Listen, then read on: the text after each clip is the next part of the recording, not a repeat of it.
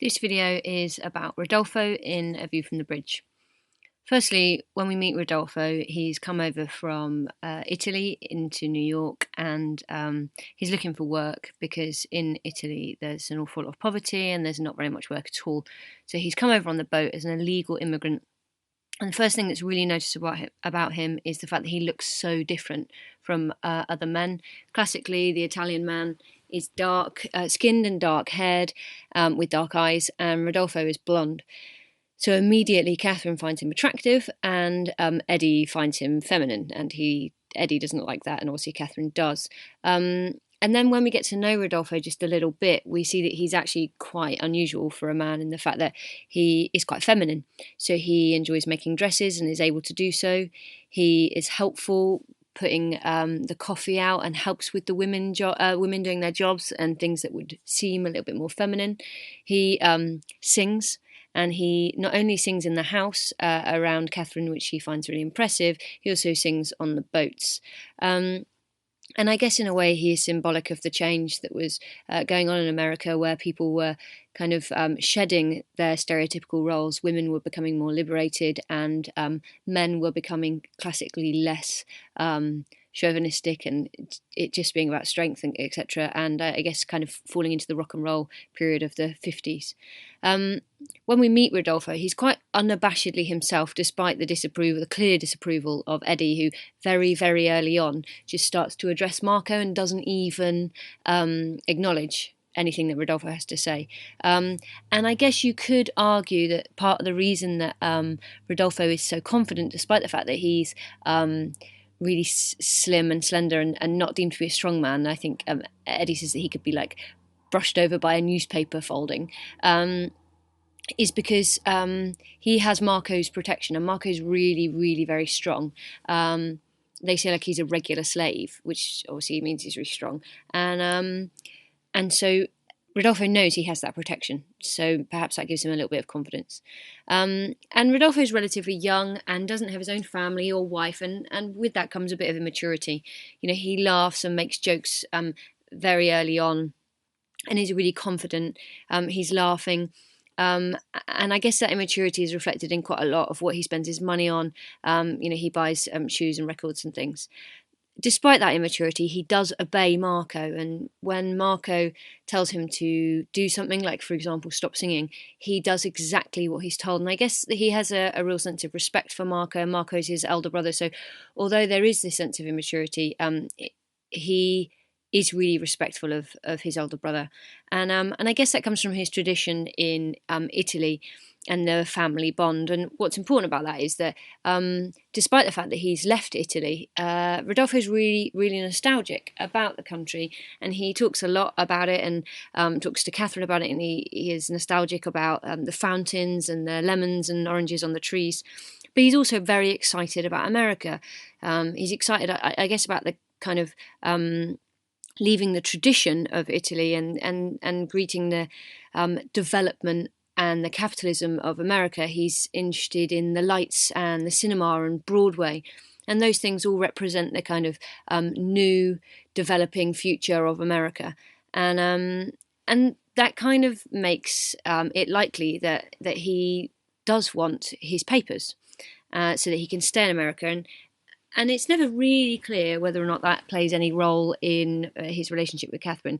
The romantic perhaps would say that he doesn't just want his papers and that he loves Catherine. And the cynic might say that Eddie is correct and that actually he rushes into a marriage with Catherine because he wants to stay in America. But he does seem to love Catherine, and actually when she calls him on it and asks whether he just wants his papers, he vehemently denies it, and he sees it as a massive insult to him, and he basically just says, "Don't let Eddie poison your thoughts. I clearly love you." But Eddie is suspicious of Rodolpho throughout, and in fact he takes an instant disliking to him because of his aesthetics, but that's partly because he thinks that he's a homosexual, which at the time was illegal, and that's a problem because for a modern reader, that that reason for Eddie to dislike Rodolfo is really quite difficult to stomach, especially as actually it's pretty clear that Rodolfo is not a homosexual, but the way he looks with his blonde hair and his slender frame, and the fact that he does quite a lot of the female jobs and he sings, makes Eddie think that he is. Rodolfo is also pretty disrespectful in some respects. So he takes Catherine out to the movies, and he does that without Eddie's permission. Although Eddie is not Catherine's father, he's definitely her father figure, and so it would be traditional for him to ask Eddie, and he doesn't do that, which is a surprise given he values the traditions of his own country and he is so respectful of his own brother. And it seems like he thinks that things are a little bit more easy in terms of romance in America, and Eddie does call him on that and say actually it's not so easy as you might think. But Catherine argues that despite the fact that he doesn't ask if he can go on a date with Catherine, that he does honour Eddie and does really look up to him and thinks of him in a positive way, but Eddie does not agree with that at all. And interestingly, after a certain time, it becomes clear that Rodolfo doesn't have much respect for Eddie, because he has a conversation with Catherine just before they go to the bedroom to be intimate, where he says basically you need to get rid of Eddie and it's ridiculous and you need to become your own woman.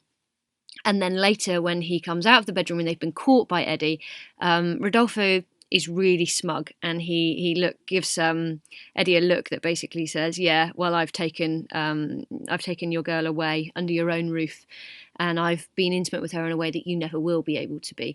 And that's the first time we really see something that's not really that nice in Rodolfo.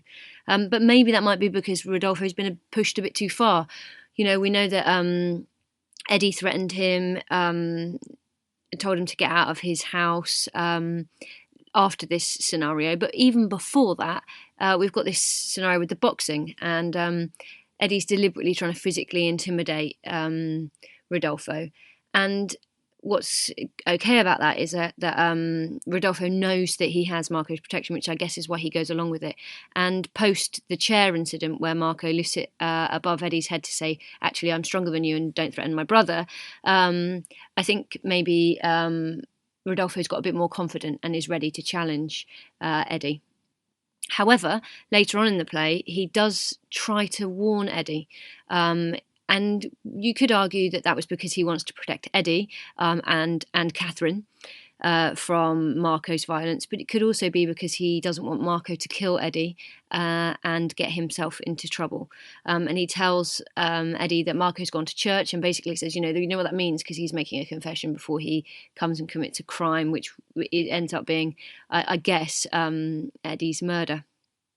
But overall, as a character, Rodolfo is really likeable, and although he is the catalyst that causes all of the problems, he is a likeable character. And what's interesting is that he almost represents the men and masculinity of the future.